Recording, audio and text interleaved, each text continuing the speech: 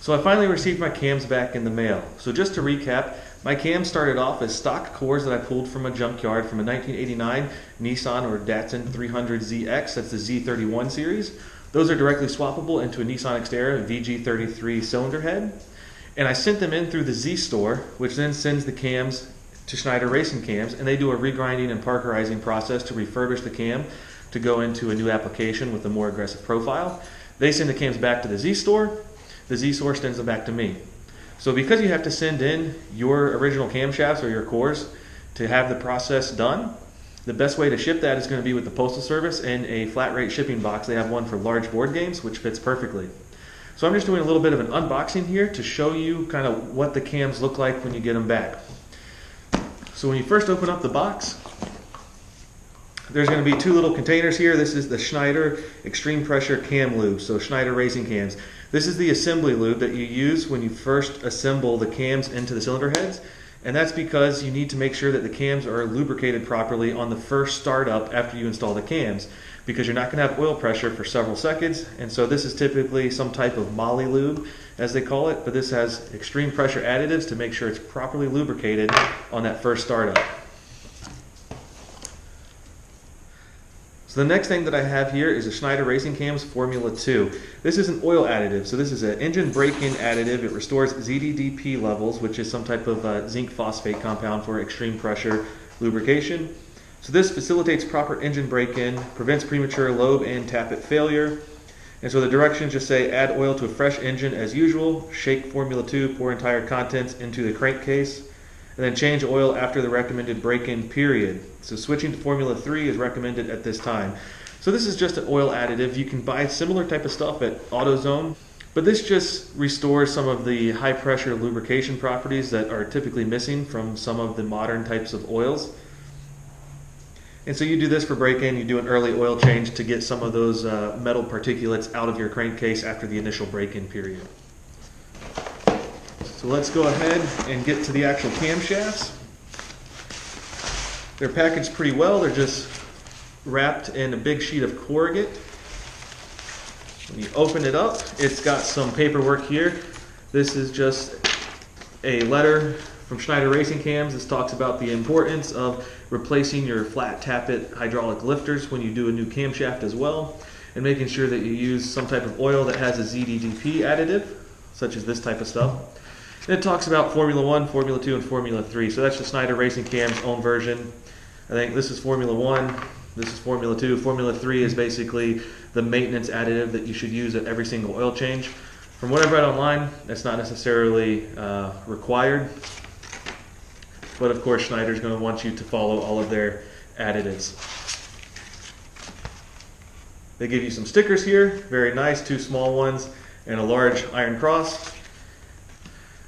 And then they give you a card, and this has the actual technical specifications for your camshaft grind that you got there. I'll spend some more time kind of mulling over all of these numbers and trying to make sense of them, but this says VG30 Nissan, even though it's a VG33, but 0.420 of valve lift, 262 of valve duration.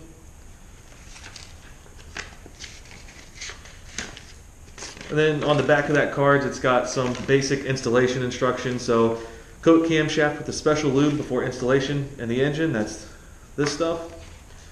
Always install a new set of tappets, so that would be your hydraulic lifters on a Nissan. Check valve springs for coil bind. Check retainer to valve guide clearance. So that's important too, because you're having more valve lift, which means that the valve is going to be pushed down further.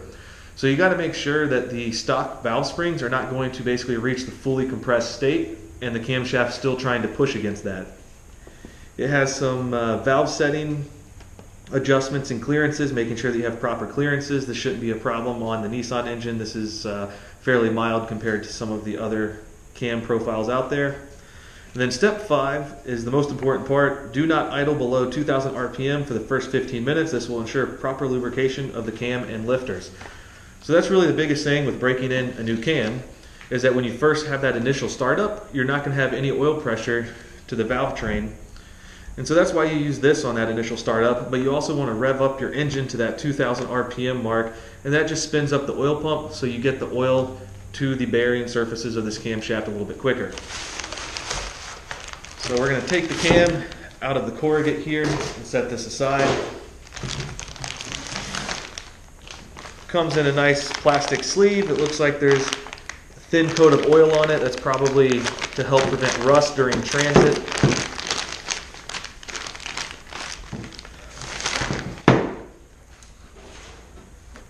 So the camshaft looks like a pretty normal camshaft here, but if you remember from my junkyard videos, there was actually quite a bit of surface rust on the bearing surfaces and on the lobes. And I'll just spin it really slowly in front of the camera so you can kind of take a look. These all look very smooth, no signs of surface rust or surface imperfections. Part of the processing that Schneider does is not just regrinding the cam surfaces where they need to remove the material, but they also polish all of the lobe surfaces and the bearing surfaces. So this cam looks to be in good shape. If I look on the end, near where the cam sprocket goes, looks like there's a couple wear marks there. That's probably from the camshaft oil seal on the original application of that Z31. I did specifically ask before sending the cams in that Schneider does do an inspection of the overall camshaft, and they'll let you know or refuse to grind your cams if they find something that they believe is going to be an overall problem with your engine. It looks like the marks there are not large enough to catch a fingernail there, so I don't think that that's really much of a problem. So the next camshaft is packaged the exact same. So the next camshaft, this is the driver's side. It looks strikingly similar to the first one, only difference being that it has a distributor gear at the top for your ignition timing. But this looks pretty much the exact same. So all the surface rust is gone. The bearing surfaces and lobes all look nice and smooth. And also similarly, I don't know if you can see this on the camera, but on the end where that camshaft oil seal is, there's still another little wear line in there. And again, that's not from Schneider, that's from the original application of pulling them from a junkyard. But the line is not deep enough to actually catch a fingernail or anything, so I think you'll still be able to get a good oil seal. So anytime you get new cams, especially if they're regrinds, you want to take some measurements just to make sure that you got the grind and the lift that you actually paid for. So the overall valve lift comes from the difference in the overall height of the cam nose relative to the narrowest point of that base circle. You subtract those two numbers, and that gives you the lift that actually is coming from the cam. But the valve is actually being actuated through a rocker arm that typically has a 1.5 ratio. So if you look at the technical specifications card, it actually says the cam lift is 0.28 inches, and that 1.5 ratio on the rocker arm gives you the 0.42 of actual valve lift. So my digital calipers have a dead battery, so I'm just going to take some manual measurements the best that I can just to kind of ballpark it, with the understanding that there's going to be some amount of imprecision trying to read a scale like this.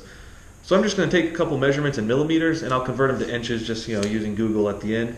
But millimeters are just going to be easier to get a more precise measurement. So I'll start with this top lobe. And the overall height here is right around 38 millimeters. I'm going to rotate the cam to get the narrowest point of that base circle.